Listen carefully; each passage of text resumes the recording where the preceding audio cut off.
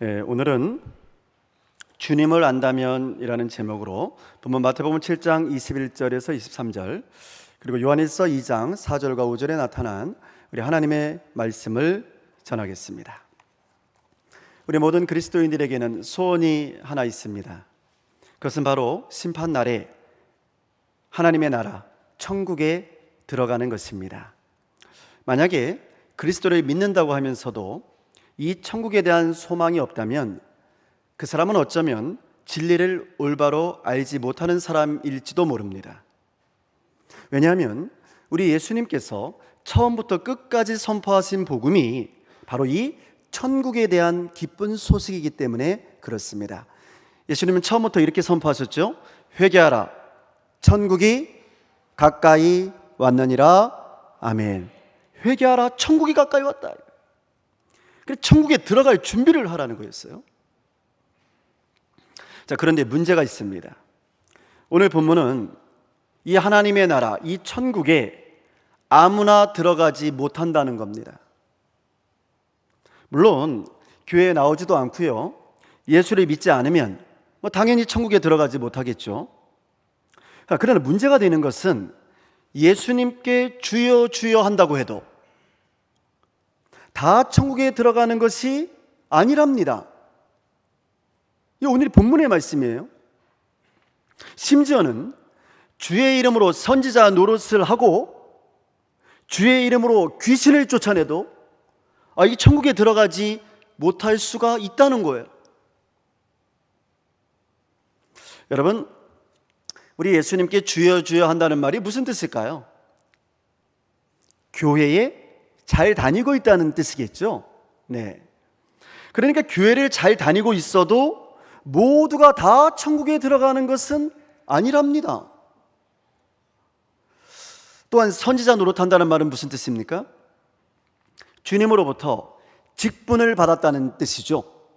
네, 목사로서, 또 장로로서, 그리고 권사와 집사로서 이렇게 직분을 받아서 사역을 하고 있다는 거예요.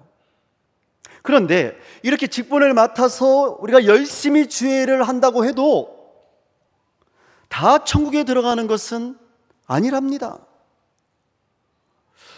그러면 주의 이름으로 귀신을 쫓아내는 것은 어떻습니까? 여러분, 성경에서 귀신을 쫓아낸다고 하는 이 표현은요, 능력을 말할 때 주로 사용하는 표현이에요.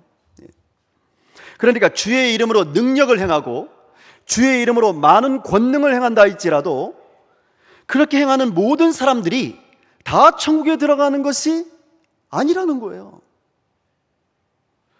그렇다면 이거 정말 큰일입니다. 네, 저를 포함한 우리 모두의 간절한 소망이 천국에 들어가는 것인데, 아멘이신가요? 아멘 맞습니까? 네, 우리 모두의 간절한 소망은 천국에 들어가는 것인데, 성경은 오늘 본문 말씀은 모두가 다 천국에 들어가는 것이 아니라고 하니 이거 큰일 아닙니까? 예수께서는 심판의 그날에 이렇게 말씀하신다는 거예요. 자, 오늘 첫 번째 본문인 마태복음 7장 23절 말씀 우리 함께 같이 읽겠습니다. 마태복음 7장 23절입니다. 함께 읽겠습니다.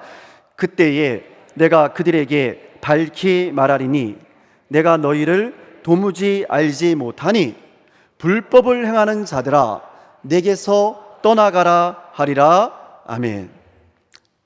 그래서 저는 오늘 여러분과 함께 정말 심각하게 나 자신을 돌이켜보면서 그리고 겸손하고 진실되게 성경의 가르침, 우리 하나님의 말씀에 귀를 기울이려고 합니다. 자, 오늘 말씀의 핵심이 되는 단어는요, 바로 안다라고 하는 단어예요. 안다라고 하는 단어. 예수께서는 최후의 심판의 그날에 불법을 행하는 사람들에게 내가 너희를 알지 못한다라고 말하시겠다는 겁니다. 그러면 정말 우리 예수님께서 그 사람들을 알아보지 못하신다는 뜻일까요? 아니요, 그렇지 않습니다. 여러분, 심판주로 오시는 우리 예수님께서는요, 이제 인간으로 오시는 게 아니에요. 그러니까 인간으로 이 교주들은 다 가짜들이요. 우리 예수님은, 재림하시는 예수님, 심판하시는 예수님은요, 성자 하나님의 권능으로 임하시는 거예요. 심판자의 능력과 권능으로 임하시는 거예요. 전지전능하신 하나님으로 오신다고 말이에요. 그러니까 우리 예수님께서 모르실 리가 전혀 없지요.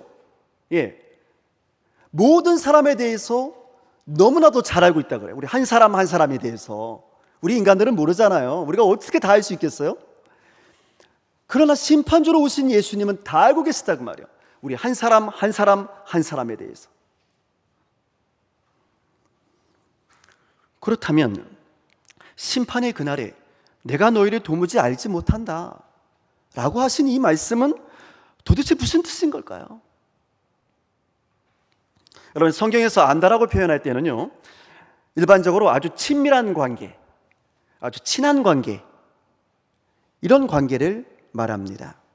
특히 사랑의 관계를 지칭할 때 주로 사용했습니다. 사랑하는 사람에게 내가 너를 잘 알아, 이렇게 표현했던 거죠. 그러므로 오늘 심판주께서 내가 너희를 도무지 알지 못한다고 하신 이 말씀의 진짜 뜻은 뭐냐면, 내가 너희와 별로 친하지 않아 라는 뜻이에요. 나는 너희하고 별로 친하지 않은데 나는 너희를 잘 알지 못해.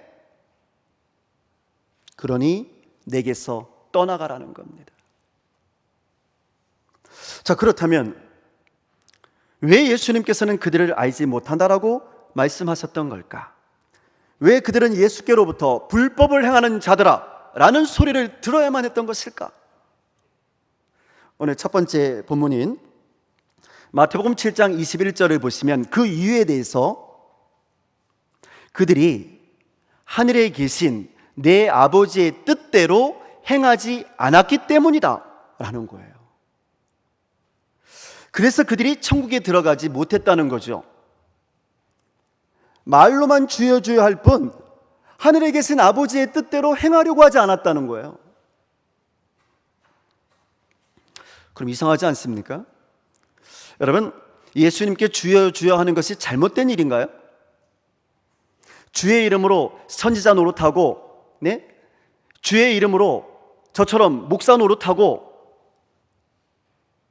이러면 잘못된 걸까요? 주의 이름으로 귀신을 쫓아내고 주의 이름으로 많은 권능을 행하는 것이 잘못된 일입니까? 아니잖아요. 그런데 왜 예수님께서는 그들에게 불법을 행하는 자들이라고 말씀하셨던 걸까? 왜 그들은 하늘에 계신 아버지의 뜻대로 행하지 않는 사람들이라고 책망을 받았던 것일까 하는 거죠. 그 이유에 대해서 오늘 본문은 그들이 하늘에 계신 아버지의 뜻이 아니라 자기 자신의 뜻대로 행했기 때문이다, 이렇게 말하고 있어요. 누구의 뜻대로요? 자기 자신의 뜻대로. 그들은 하나님의 일을 한다고 말하면서도 사실은 하나님의 일이 아니라 자기 자신을 위한 일을 하고 있었던 거죠. 우리가 오해하지 말아야 할 것은요, 예수님께 주여 주여 하고 부르는 것이 잘못된 일이 아니라는 거예요. 우리는 예수님께 부르짖어야 합니다. 주여 주여 하고 외치면서 간절히 기도하고 간구해야 할 줄로 믿습니다. 주의 이름으로 선지자 노릇도 해야 하는 것이고요, 주의 이름으로 목사 노릇도 해야 하는 거예요. 주의 이름으로 권능도 행하고 주의 이름으로 귀신도 쫓아내야 할 줄로 믿습니다. 그러나 성경은 이러한 일들을 하는 것보다도 훨씬 더 중요한 것이 있다는 거예요. 이것이 본질이라는 거예요. 그것은 그 모든 일들을 하되 누구의 뜻대로 하고 있느냐 하는 거예요. 본질은 여기에 있다는 거예요. 본질은 이게 누구의 일이냐 이거예요. 누구의 일. 그 일들을 정말 하나님의 뜻대로 하고 있으면 매우 잘하는 일입니다. 정말 잘하는 일이에요. 하늘에서 큰 상급이 있을 줄로 믿습니다. 그런데 똑같은 일을 한다고 해도 그 일을 하나님의 뜻이 아니라 내 뜻과 나의 욕심으로 하고 있다면 이게 문제가 심각해지는 거예요. 그때부터는 여러분, 그 모든 일들이 이게 더 이상 하나님의 일이 되지 않기 때문에 그렇습니다. 하나님의 일이 아니라니까요. 비록 하나님의 일을 하는 것처럼 보여도 사실 그것은 철저히 자기 자신을 위한 일이었고, 자기의 이름을 드러내는 일이었고, 자신의 이익을 위한 일에 불과했던 것이죠. 성경은 그렇게 되면 바로 그때는 예수님께 아무리 주여 주여 해도 아무런 소용이 없다는 거예요. 예? 선지자 노릇을 해도 아무런 소용이 없다는 거예요. 목사 노릇을 해도 아무런 소용이 없다는 거예요. 많은 권능과 능력을 나타내도, 병고침의 능력이 나타나도 아무런 소용이 없다는 거예요. 왜? 자기를 위해서 했으니까. 자기 자신을 위해서 했으니까. 심판주께서는 이런 사람들에게 내가 너희를 도무지 알지 못하노니 불법을 행하는 자들아 내게서 떠나갈지어다 라고 말한다는 거예요. 아주 냉정하게 심판을 내리신다는 겁니다. 하나님의 심판의 그날에. 사랑하는 성도 여러분, 많은 사람들이 예수를 믿으면서요, 자기들의 도덕심이나 어떤 선행들, 구제하는 거, 또는 교회 출석하는 거, 또 성경 말씀 몇 번 읽었다는 거, 기도 내가 하루에 몇 시간 한다는 거, 이런 것들로 내가 천국에 들어갈 것이라고 기대하면서 살아가고 있습니다. 그러나 어쩌면 우리는 교회의 수많은 직분자들과 목회자들을 천국에서 만나지 못할지도 모릅니다. 물론 그때 그들은 예수님께 이렇게 말하고 싶을 거예요. 예수님, 저 왔어요. 예수님 저라니까요. 예수님 정말 저를 모르시겠어요? 우리가 주님의 이름을 얼마나 많이 불러드렸습니까? 우리가 주의 이름으로 목사도 되고 장로도 되고 권사도 되고 집사도 되지 않았습니까? 네? 이 정도 했으면 하나님의 뜻대로 할 만큼 한 거 아닙니까? 우리는 예수님을 정말 잘 아는데요. 저는 예수님을 너무 잘 알아요. 그런데 예수님께서 우리를 모른다고 하시면 어떡합니까? 예수님 그러시면 안 되시죠. 저라니까요. 저 모르시겠어요? 성도 여러분, 이런 비극이 세상에 또 어디에 있겠습니까? 자, 그렇다면 문제가 뭘까요? 왜 사람들은 예수님을 안다고 생각하는데, 왜 우리들은 예수님을 안다고 생각하는데 예수님께서는 그 사람들을 모른다고 하신 걸까요? 그 두 번째 이유를 오늘 성경은 두 번째 본문인 요한일서 2장 4절과 5절에서 아주 분명하게 말씀해 주고 있어요. 자, 요한일서 2장 4절 5절 말씀 잘 생각하면서 우리 같이 읽겠습니다. 요한일서 2장 4절과 5절입니다. 그를 아노라 하고 그의 계명을 지키지 아니하는 자는 거짓말하는 자요, 진리가 그 속에 있지 아니하되 누구든지 그의 말씀을 지키는 자는 하나님이 사랑이 참으로 그 속에서 온전하게 되었나니 이로써 우리가 그의 안에 있는 줄을 아노라. 아멘. 이로써 우리가 예수 안에 있는 줄을 아노라. 여러분, 뭐가 문제랍니까? 문제는 우리가 예수님을 아노라라고 말하면서도 사실은 그의 계명을, 예수님의 계명을 지키지 않기 때문에 문제라는 거예요. 그런 사람에게는 처음부터 진리가 있지 않았다는 거죠. 진리란, 여러분, 성경에서 말하는 진리란 예수를 말하는 거예요. 그러니까 처음부터 그 안에 예수가 있지 않았다는 겁니다. 그러나 누구든지 그 사람이 어떤 사람이라고 해도 괜찮아요. 교회에서 직분을 받은 사람이든 그렇지 않은 사람이든 그런 것은 전혀 문제가 되지 않습니다. 부유한 자도 괜찮고요. 여러분, 가난한 사람도 괜찮아요. 중요한 것은 그런 것이 아니랍니다. 성경은 뭐라고 말하냐면 그저 누구든지 주님의 말씀을 지키는 사람에게 하나님의 사랑이 온전하게 임하게 된다는 것입니다. 할렐루야. 그리고 바로 그것을 통해서 우리가 예수 안에 있다는 것을 확증할 수 있게 된다는 거죠. 다시 말씀드리면 예수께서 내가 너를 안다라고 말씀해 주신다는 거예요. 성도 여러분, 그러므로 예수님께로부터 내가 너를 아노라라고 인정을 받을 수 있는 길은요, 예수님의 계명을 지키는 것, 다른 말로 하늘에 계신 아버지의 뜻대로 행하는 것인 줄로 믿습니다. 누구의 뜻대로요? 아버지의 뜻대로. 이게 중요한 거예요. 우리가 분명히 알아야 하는 것은요, 내가 생각하는 계명을 지키는 게 아니에요. 네? 여러분, 내가 옳다고 생각하는 나의 계명을 지키는 것이 아닙니다. 예수의 계명을 지키는 거예요. 내 뜻이 아니라 하나님의 뜻대로 행하는 겁니다. 이것을 다른 말로 표현하면 절대 순종이라고 말을 합니다. 그러니까 절대적으로 예수님께 순종을 해야 되는 거예요. 절대적으로 우리 하나님께 순종해야 되는 거예요. 하나님의 뜻에 순종해야 돼요. 여러분, 하나님의 뜻에 순종하기 위해서는, 예수님의 뜻에 순종하기 위해서는 누가 주인이 되어야 할까요? 하나님이 주인 되어야죠. 예수님이 주인이 되어야죠. 그래야 순종하는 거죠.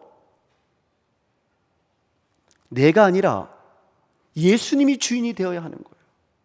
그래야 순종할 수 있어요. 내가 주인이 되면 내 뜻에 순종하는 거예요. 예. 그러니까 내가 아니라 하나님이 주인 되어서 하나님의 뜻대로 행하는 사람, 그런 사람이 곧 예수님의 계명을 지키는 사람인 줄로 믿습니다. 그러나 우리는 이렇게 하나님의 뜻대로 행하는 것, 다시 말씀드려서 예수님의 계명을 지키는 것을요, 문자적으로 율법을 지키는 것과 동일시하려는 그런 생각들이 많이 있는 것 같아요. 근데 여러분, 예수님이 말씀하신 그 수많은 계명들을 문자적으로, 율법적으로 다 지킬 수 있는 사람이 어디에 있겠습니까? 어쩌면 예수님께서 우리에게 주신 계명들은요, 구약의 율법들보다도 훨씬 더 지키기 어려운 말씀일지도 몰라요. 예수님이 주신 말씀이 더 어렵다니까요. 아닌 것 같습니까? 보세요. 구약에서는 뭐라고 말했냐면 살인하지 말라고 명령했어요. 살인을 하면 심판을 받게 될 것이라고 말씀했습니다. 근데 예수님께서는 뭐라고 말씀하셨죠? 예수님께서는요, 형제에게 노하는 자마다 심판을 받게 될 것이다, 이렇게 말씀하셨어요. 형제에게 미련한 놈이라고 하는 사람은 지옥불에 들어갈 것이다, 이렇게 말씀하셨다니까요. 이게 우리 예수님의 말씀입니다. 여러분, 사실 살인하는 것은 매우 어렵습니다. 살인하지 않고 사는 것이 훨씬 쉬워요. 맞습니까? 네. 저는 지금까지 살인을 해본 적이 한 번도 없습니다. 안 믿으세요? 네. 저는 지금까지 살인을 해본 적이 한 번도 없어요. 앞으로도 살인하지 않을 것이 확실합니다. 아멘이 왜 안 나오세요? 저는 살인하지 않을 게 확실하거든요. 그러나 여러분, 진실을 말하자면 저는 지금까지 형제를 미워한 적이 많이 있었어요. 잘 기억은 나지 않지만 형제에게 미련한 놈이라고 말했을지도 몰라요. 어쩌면 앞으로도 형제를 미워할지도 모릅니다. 이처럼 우리 예수님의 계명을 지키는 것은 정말 어렵습니다. 이 말씀을 문자 그대로 다 지켜야지만 우리가 지옥에 가지 않는다고 한다면 아마도 우리 가운데 지옥행을 피할 수 있는 사람은 한 사람도 없을 거예요. 네. 그러면 지금 성경은 무엇을 말하는 걸까요? 정말 그 모든 계명을 문자 그대로 율법을 지키듯이 한 조항 한 조항을 그냥 다 지켜야지만 우리 주님께서 내가 너를 안다라고 말씀해 주신다는 걸까요? 아니요. 여러분, 전혀 그런 뜻이 아니에요. 율법주의자들이나 하는 얘기예요. 주님께서 우리에게 바라시는 것은 율법적으로 그 모든 조항들을 다 지키라는 뜻이 아닙니다. 지킬 수도 없고, 우리 모두는 다 연약한 존재들입니다. 우리가 어떻게 그 모든 계명들을 다 지킬 수가 있겠어요? 여러분, 우리는 그 모든 계명들을 다 율법적으로 지킴으로써 구원을 받게 되는 것이 아닌 줄로 믿습니다. 오히려 우리가 그 모든 계명들을 다 지킬 수 없는 죄인이라는 것을 알게 됐기 때문에, 깨닫게 됐기 때문에, 그래서 주님 앞에 무릎을 꿇을 수밖에 없는 거죠. 주님, 제가 죄인이에요. 저는 이 계명을 다 지킬 수 없는 연약한 죄인입니다. 제가 누구를 정죄할 수 있겠어요? 제가 죄인 중에 괴수인데요. 그래서 여러분, 우리가 우리 주님을 제대로 알고 있다면, 예수님을 나의 주인으로 심판주로서 고백하고 있다면, 우리는 나의 계명이 아니라, 다시 말씀드리면 내가 옳다고 생각하는 그것이 아니라 우리 예수님의 계명에 절대적으로 순종하려고 노력하게 될 줄로 믿습니다. 여러분, 노력하는 거예요. 노력하자고 말이에요. 나를 쳐서 복종시키자 그 말이에요. 그리고 결국은 주님의 그 계명 앞에서 한없이 부족한 나 자신의 죄된 모습을 발견하면서 이렇게 고백할 수밖에 없게 되는 거죠. 주님, 나는 주님 앞에서 죄인입니다. 내가 선지자 노릇을 하고, 내가 목사 노릇을 하고, 또한 많은 능력과 권능을 행했다 할지라도 여전히 나는 하나님 앞에서 죄인입니다. 주님, 나를 불쌍히 여겨주세요. 그러므로 나는 나의 의로서 구원받는 것이 아니라 오직 예수 그리스도의 은혜로 구원받게 되는 줄로 믿습니다. 살아생전에요, 교회와 사회를 위해서 열심히 일해서 크게 기여한 어떤 훌륭한 분이, 예수 잘 믿는 어떤 훌륭한 분이 죽어서 천국문 앞에 이르렀답니다. 근데 이 사람이 천국문 안으로 막 들어가려고 하는데 어떤 사람이 갑자기 붙들었답니다. 여보세요, 잠깐만 기다리시오. 보았더니 바로 사도 바울이었다는 거예요. 근데 바울이 이렇게 말을 합니다. 여보시오, 이 천국문을 통과하려면 약간의 절차를 거쳐야 합니다. 뭐 복잡한 것은 아니고 그냥 당신이 일세 동안 살아온 일들을 그 점수로 환산해서 1000점이 되어야만 합니다. 그렇지 않으면 이곳을 절대로 통과할 수 없습니다. 무슨 뜻이에요? 천국에 들어갈 수 없다는 거예요. 그래서 이 사람이요, 가만히 생각해 보니까 자신은 평생을 거쳐서 교회를 위해서 정말 열심히 일해왔거든요. 또 사회에서도 선한 일을 아주 많이 해왔거든요. 그래서 아주 자신 있게 대답을 했습니다. 1000점이라고요? 만점도 아니고요? 1000점이라고요? 뭐 별것도 아니군요. 그러자 이제 바울이 말을 합니다. 자, 그럼 이제 점수의 보탬이 될 만한 이야기를 한번 해보시죠. 그럼 제가 말씀드리겠습니다. 저는 30년 동안이나 선교기관의 지도자였습니다. 그래서 많은 선교사를 해외로 파송했습니다.